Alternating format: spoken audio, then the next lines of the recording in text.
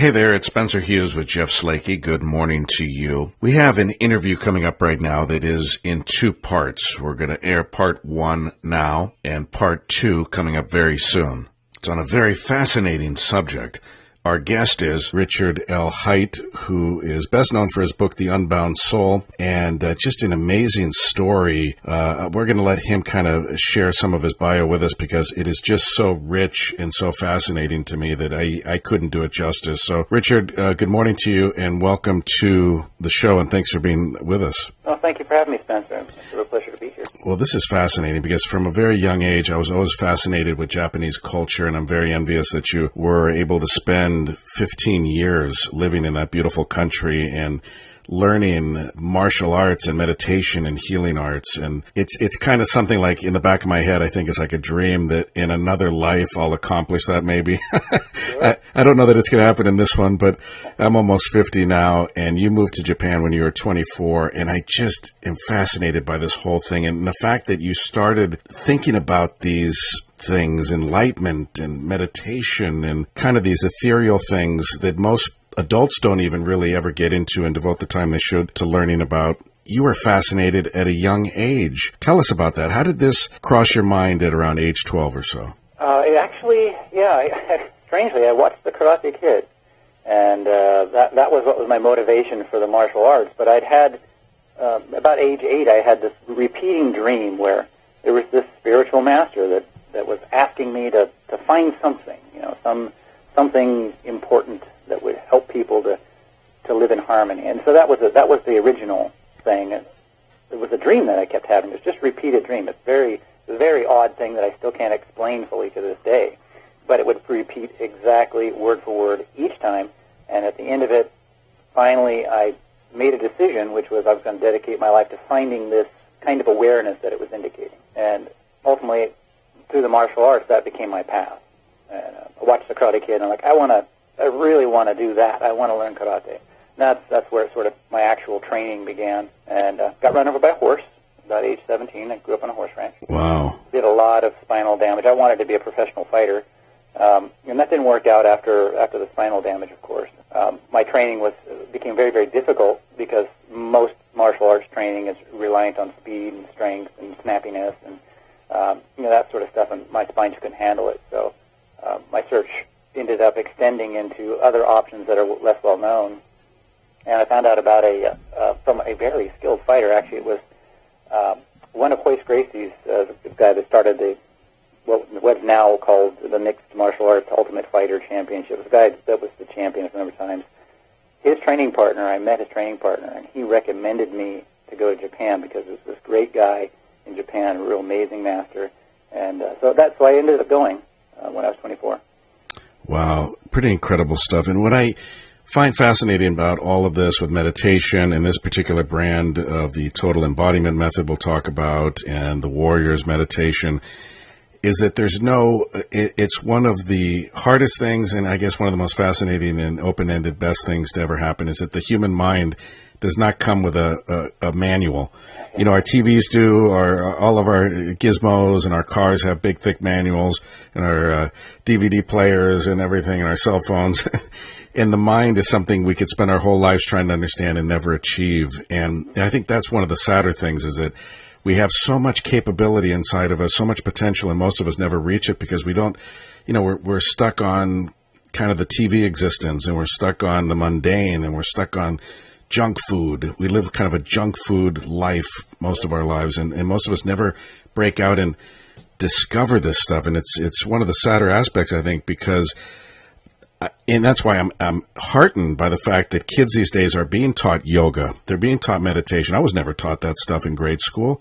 I was taught reading, writing, and arithmetic, and all that's important. But this is such an important part of what a human being is that I wish I had explored at a younger age. And I'm glad that kids in this generation are getting a taste of this at a younger age.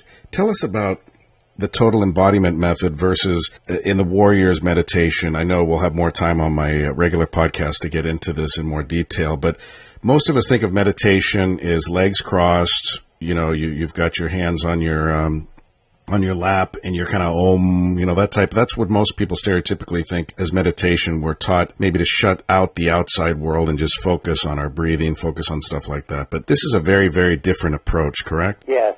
This is an approach that is born of martial arts training, very high-level advanced martial arts training. And so I was looking for some sort of bridge between meditation and the training of the martial arts. I wanted it to be one seamless thing. And through my own explorations and training, eventually I came to a certain realization that there are essentially two types of meditation, one of which has completely dominated the worldview and has become popular, which is concentration-based meditation. That's where you concentrate on some one point, whatever that is. It could be your breath or it could be a word, but it's concentration, and the goal is to exclude information. That type of meditation is just not compatible with daily life. Essentially, it's a religious-based or renunciation practice to renounce the world for religious purposes. You go within and you cut off the senses, and that's great for a religious practice, but it just does not lead to any kind of integration into daily life. And since I was looking for an integration into the most hectic, most stressful, most intense moments of my life, the martial arts training, I needed to find something else, and so that's where my exploration led. And the total embodiment method is a way of actually being totally inclusive with awareness, so that you can be on, for example, if it were the battlefield back in ancient times, the master samurai is on the battlefield, and he's aware of all of the opponents around him at one time, but from a place of relaxation. It's completely counterintuitive. And then through relaxation and through this deep subconscious awareness and sensory awareness, he navigates his way through that danger. That blends completely perfectly with the stresses of daily life. So. Absolutely. I grew up in Catholic school. I rejected it pretty early on, remained a Catholic kind of in theory, less in practice for a good chunk of my adult life, and then became kind of more spiritual, and I explored spirituality over religion and organized religion specifically, and I found that I was much happier doing that.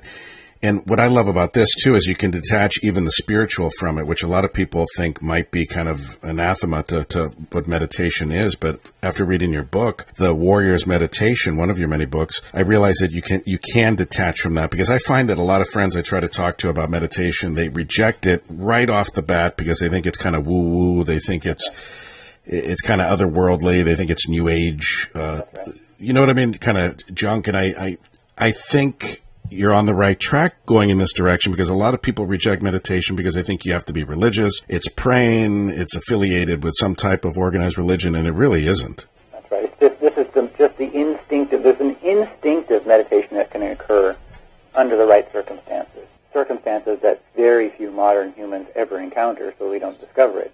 So all other types of meditation are basically kind of contrived from the farming type lifestyle that we have, where there's not dangers, where you don't have to be aware of your surroundings. But in those certain specific experiences that would be akin to a hunter-gatherer type thing, or warriors that are living out in the jungle, that kind of thing, a certain instinctive meditation emerges. And so that's what the warrior's meditation is really about. And the warrior's meditation is just the base level.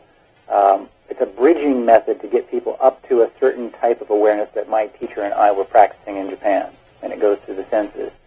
It's very powerful, and as you said, it's not connected to any religion or anything like that. It's just instinctive. And so what we're doing through the practice is actually triggering a kind of inner instinct toward awareness. And because it's instinctive, even kids can do it well.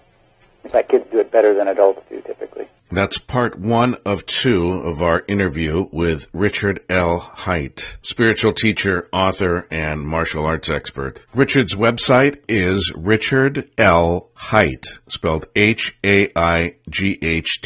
richardlhaight.com. You can find out about his books and how to order them, and all about Richard L. Haight on his website. Be sure to catch part 2 at this same time tomorrow. You're listening to Daybreak with Jeff Slakey and Spencer Hughes.